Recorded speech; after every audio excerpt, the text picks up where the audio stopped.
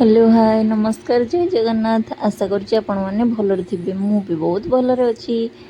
आपण मानक मु मार्केट जीवार कथा आपन को शेयर करी। मु मार्केट जाइली। मार्केट रू किछिटा जिनस घर पर शाढ़ी हजबैंड को ड्रेस एमती समस्त कि जिनस किनी से सब कौन किणी आपण मैंने भिडियोटी को शेष पर्यंत देखिले ही जापर। किणाकिणी सारिकी आम आसलू खावाई जेहेतु पु लेट्रे खाई अल्प टिके खाई घर जाइला बहुत लेट हो जाता आम आणिक आसलू फास्ट रेस्टोरेंट को खावाई किणाकिणी सरी जाता से खाई आसिक मो पु आज फास्ट टाइम रेस्टोरेंट रे खाऊँ कारण एत छोटू तो से आगु जाए बाहर को मुझे आज सपिंग करने सांगे नहीं जाती जेहेतु से मत छाड़ी रही पार्नी बहुत जोरे कांदुची से नहीं पलि जाइली। सी भी एमती एकुटिया किसी के खाएनी कारण जहाँ को गोटे सामने देखो खाऊबार से आग्रह होगी खाए ना से केबे भी खाएनी खावाई बहुत जिद करे से देखुना केते पतला है मो भाया भी पतला है से जमा से मोटा सोटा नुह पूरा पतला है कारण खाइबा छुआ आग्रह एमती भी छुआ खावाई आग्रह हुए सी भी खावाई आग्रह हुए तथापि से समस्ते खाऊर देखिए रेस्टोरेंट समस्त बुली बुली अनाऊँच समस्ते केमती खाऊँ सी भी देखिए खाऊँ ना से जमा खाइबा पिला नुह ताकि मुझे पनीर ऑर्डर करी पनीर मु रुटी आ मशरूम ऑर्डर करी सी टे पनीर खाइब बोली पनीर टी ऑर्डर करी पनीर भल लगे से पनीर ही खाइब बोली मुझे पनीर ऑर्डर करके से भी खाई सबू तापर मुझे घर को आसती हेरी घरे आसिक तो आपण मानू नेक्स्ट ब्लॉग रे मुझे देखी घरे आसिक रोसे सारी देती तापर पुओ को शुआई देती शोई सारी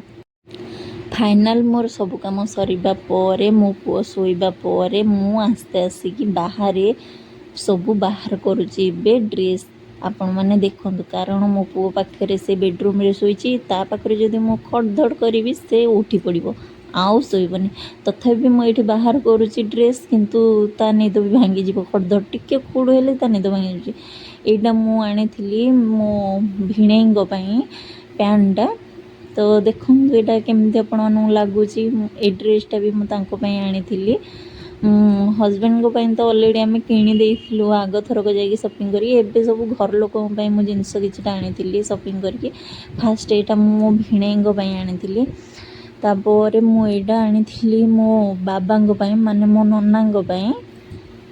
नना मुझा आनी जो धोती बेढ़ाण कहते से धोती बेढ़ाण नना आम आड़े तो बाबा को नना कहती कारण ब्राह्मण आड़े तो जानते ब्राह्मण मैंने नना डाकती केत जन डाकुं आउ के जन ये बाबा डाकुं आम भी बाबा डाकुचु कि आम नना डाकुचु भी एपर्यंत भी आम नना डाकुचु आउ मु किछिटा लुगा भी आनी लुगा केमती लगुच आपण मानक देखु तो कहे प्रथमे गोटे लुगा एका क्वालिटी आनी गोटे आनी मो मौसी ये होचंदी मो मौसी सासू माने निज मौसी सासू नुह हाँ निज मौसी सासू हे सेमती मौसी सासू और जड़े माई सासू मो लुगा आनी मो माई सासू आ मौसी सासू हाँ आहरी भी लुगा आनी मु देखु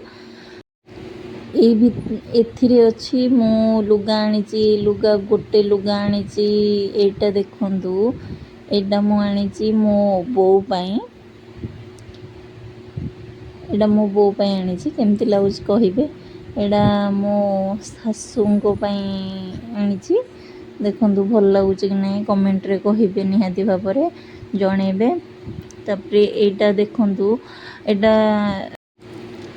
मु जानी कहापाई आसी किंतु मुझे देखे दूची जेहेतु माँ कही मुझा आनी हूँ गामुछा आउ लुंगी दीटा गामुछा दीटा लुंगी एबे देखंतु मु देखेबी आपन को साड़ी कलेक्शन मु 3टा साड़ी आनी से साड़ी आपन देखंतु केमती लागुच भी मते आपन माने कमेंट रे कहिबे हाँ एटा देखंतु एटा मु आनी मो भाई पई जेहेतु मो भाई मोटू सान एटा मु ता पई आनी भल लगुच कि नहीं कहिबे मते भल लागिला कारण से टिके ताको एटा भल लागिबो पी से पिंधिले ही ताको भल लागिबो ताको मु जेते बेल भी मो चॉइस रे ड्रेस दिए ताको सब बेल भल लागे सब बेल से कहे नानी हाँ तो ड्रेस चॉइस गुड़ा मते भल लागे बोली सब बेल ड्रेस मोर मु जहाँ दिए पिंधे ଦେଖନ୍ତୁ ମୁଁ କହିଥିଲି ନା ଖଡ଼ଧଡ଼ ହେଲେ ମୋ ପୁଅ ଉଠିଯିବ। ସେତେବେଳକୁ ଦେଖନ୍ତୁ ହେଲାଣି 11:15। ମୁଁ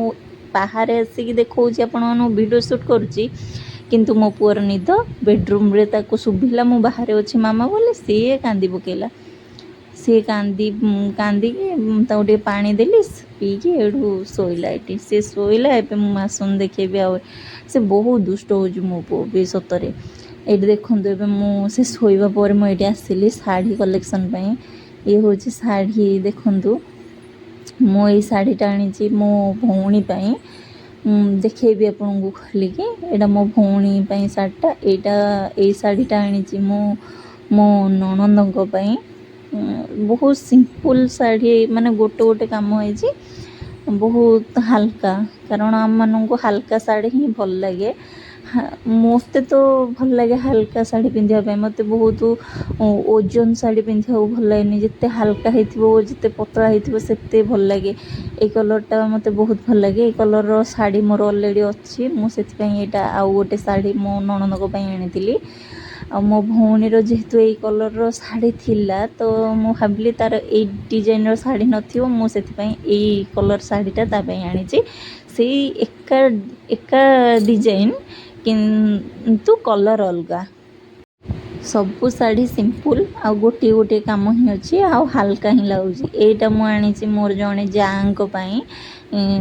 ସେ ଟିକେ ଗୋରା ଅଛନ୍ତି, ତ ମୋର ତ 3 ଜଣଯାକ ଗୋରା, କିନ୍ତୁ ଏଇଟା ଚଏସ୍ କରିଛନ୍ତି ମୋ ହଜବେଣ୍ଡ। ଯେହେତୁ ମୋତେ ବି ଏଇଟା ଟିକେ ଭଲ ଲାଗୁଛି ବି। ଆପଣମାନଙ୍କୁ କେମିତି ଲାଗୁଛି ମୁଁ ତ କହିପାରିବିନି, କିନ୍ତୁ କହିବେ ଆପଣମାନେ କେମିତି ଲାଗୁଛି। ମୋତେ ଏଇ ଯେଉଁ କାମ ହେଇଛି, ଏଇସବୁ କାମ ଗୁଡ଼ା ହିଁ ମୋତେ ଭଲ ଲାଗୁଛି। ତା ଡିଜାଇନ୍ଟା ଭଲ ଲାଗୁଛି।